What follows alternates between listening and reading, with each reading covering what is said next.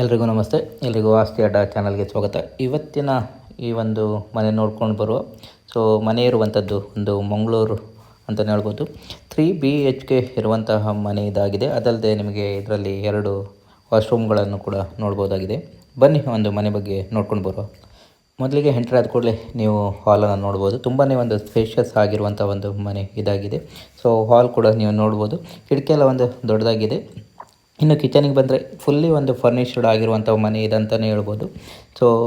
ಎಲ್ಲ ರ್ಯಾಕ್ ಗೀಕ್ ಎಲ್ಲ ಒಂದು ರೆಡಿಯಾಗಿದೆ ಅಂತಲೇ ಹೇಳ್ಬೋದು.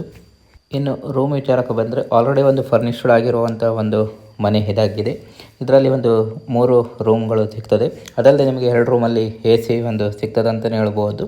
ರೂಮ್ ನೋಡಿ ತುಂಬಾ ಒಂದು ಸ್ಪೇಷಿಯಸ್ ಆಗಿದೆ. ನಿಮಗೆ AC ಕೂಡ ಒಂದು ಅವೈಲೇಬಲ್ ಇದೆ ಅಂತಲೇ ಹೇಳ್ಬೋದು.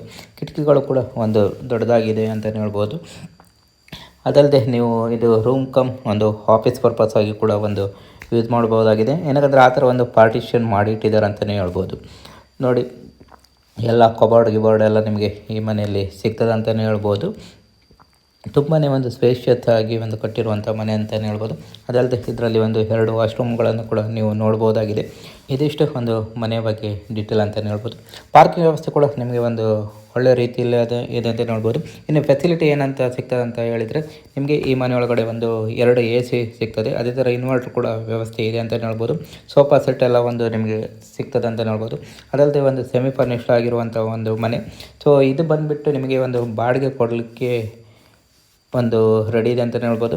ಇದಕ್ಕೆ ಬಾಡಿಗೆ ಒಂದು ಮಂತ್ಲಿ ರೆಂಟ್ ಬಂದುಬಿಟ್ಟು 27,000 ಅಂತ ಹೇಳ್ತಿದ್ದಾರೆ. ಯಾರಿಗೆ ಒಂದು ಅನುಕೂಲ ಇದೆ ಅವರೊಂದು ಮಾತಾಡಿ ಸರಿಯಾಗಿ ಚರ್ಚೆ ಮಾಡಿ ನೆಗೋಷಿಯಬಲ್ ಕೂಡ ಒಂದು ಬರ್ಬೋದು ಅನಿಸ್ತದೆ. ಡಿಸ್ಕ್ರಿಪ್ಷನಲ್ಲಿ ಒಂದು ಡೀಟೇಲ್ ಹಾಕಿರ್ತೀನಿ, ಒಂದು ಕಾಂಟ್ಯಾಕ್ಟ್ ಆಗಿ ಅಂತ ಹೇಳ್ತಾ ಮುಂದಿನ ವಿಡಿಯೋದಲ್ಲಿ ಸಿಗುವ. ಧನ್ಯವಾದಗಳು.